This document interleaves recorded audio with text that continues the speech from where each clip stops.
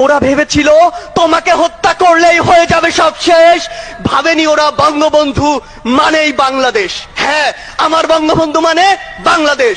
বঙ্গবন্ধুকে আমি আমার বঙ্গবন্ধু বলি, সেই অধিকারটি আমি বাঙালি হিসেবে জন্মসূত্রে পেয়েছি। বঙ্গবন্ধু কখন আমার হলো, একজন মানুষকে কখন আমার বলি, যখন সেই মানুষটির কথা এবং কাজ ধীরে ধীরে আমার কাছে অনুসরণীয় অনুকরণীয় হয়ে ওঠে, যখন যে মানুষটি আমার কাছে ধীরে ধীরে আদর্শ হয়ে ওঠে। কিভাবে বিভিন্ন গল্প, কথা এবং কাজের মাধ্যমে বঙ্গবন্ধু ধীরে ধীরে আমার বঙ্গবন্ধু হয়ে উঠলেন, সেই গল্পগুলো আজকে আপনাদের শোনাতে চাই। 1967 সালের কথা। বঙ্গবন্ধু তখন জেলে অন্তরীণ।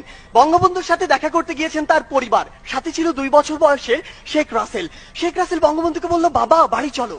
বঙ্গবন্ধু বলল, তুমি তোমার মায়ের বাড়িতে যাও, আমি এখানে থাকি, আমাকে মাঝে মাঝে দেখতে এসো।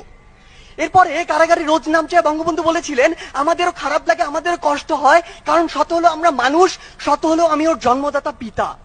বঙ্গমাতা একবার আফসোস করে বলেছিলেন, মানুষটাকে আর কত অত্যাচার করবে, জেল থেকে বের করে জেল গেটে এনে আবার অন্য একটি মামলায় জেলে ভরে দেওয়া হয়।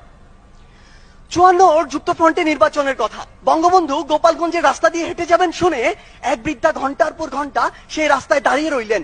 কখন বঙ্গবন্ধু আসবেন, বঙ্গবন্ধুকে নিয়ে তিনি তার কুঁড়ে ঘরে যাবেন, সেই কুঁড়ে ঘরে তাকে এক বাটি দুধ খাওয়াবেন, আর 4 আনার নির্ভেজাল ভালোবাসা তার হাতে ধরিয়ে দেবেন তার নির্বাচনের জন্য।